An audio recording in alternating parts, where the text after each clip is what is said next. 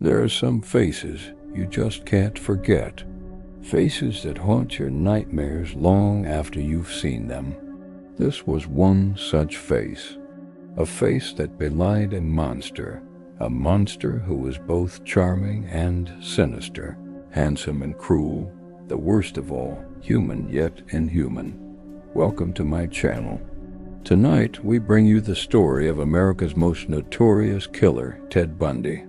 Let's begin. Part 1. Ted Bundy, the charming monster. Handsome, charismatic, brilliant. Ted Bundy was the man everyone trusted until they didn't. Behind his perfect facade lurked one of America's deadliest serial killers. Part 2. Early life. Born in 1946, Ted Bundy grew up in a web of lies. He believed his mother was his sister and his grandparents were his parents. The truth, his mother was a 19-year-old who gave him up for adoption. Raised by his wealthy grandparents, young Ted had everything but love, and this created a monster. The first signs were disturbing. At age 3, he tried to set a fire. At 8, he cut a girl's hair without her permission. As he grew older, so did his anger, his violent streak. But no one knew the half of it, because behind closed doors he was charming, polite, a model citizen. Part 3. The Mask. By his 20s, Bundy was the golden boy, a law student, politically active, and a member of the Young Republicans. He also volunteered at a suicide hotline, which gave him access to potential targets, young, pretty women who called for help. He dated co-eds, attended parties, was a man about town, but all the while a predator hunted. Part 4. The Method. Bundy had a system, a deadly trap that claimed dozens of lives.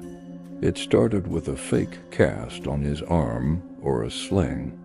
Next, he'd approach a young woman on campus, feigning injury and asking for help with books or his car. Once he got close enough, the nice guy routine dropped. He'd strike, bludgeon, kidnap, strangle. His victims were mostly college women, smart, pretty, often from affluent families. They thought they were safe, but Bundy made sure they weren't. He would sometimes keep them for days, shackling them to his van or apartment, assaulting them, playing mind games. Other times he'd take them to remote areas, burying them alive, sometimes returning to their graves, desecrating their bodies. He even kept souvenirs, photographs, jewelry, anything that reminded him of his kill. By the time the authorities connected the dots, Bundy had moved on to his next victim. He worked fast, killing sometimes 2 or 3 times a week. His territory spanned multiple states, leaving investigators baffled. Part 5. The Horror. Dozens of women were found dead, many more missing. The killer's name was Ted Bundy, and he was still at large. In the early 70s, he was finally caught, convicted for a series of crimes. But before he could be sentenced, he escaped from a courthouse, vanished into thin air. How did he do it? Well, that's classified info. But let's just say Bundy wasn't your average criminal. He was cunning, manipulative, and downright evil. It took less than a year for him to strike again, this time in Florida. 2 sorority sisters, both 20 years old, were brutally murdered, their bodies left just yards apart. Then there was the case of 12-year-old girl. All 3 murders were linked back to Bundy, who was now in custody again. But he escaped again, this time from a jail cell, breaking out through an open window. For 6 weeks, he remained at large, evading the police, living among the people whose daughters he'd preyed upon. Finally, he was caught, extradited to Florida, and charged with the murders. His trial was televised. Cameras captured his smirking face, his strange behavior in court. He represented himself, cross-examined witnesses, even proposed to his victim's family. But there was no happy ending. Bundy was convicted and sentenced to death. On January 24, 1989, he died in the electric chair.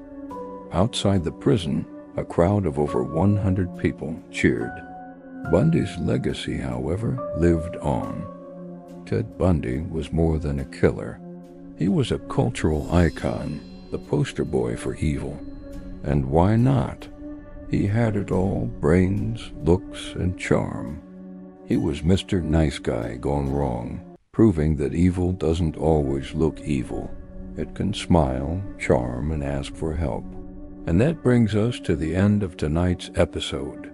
Did you find the story intriguing and terrifying at the same time? Tell us in the comments below.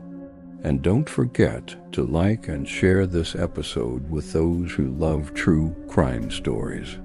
For more such gripping tales of suspense and horror, subscribe to our channel and hit the bell.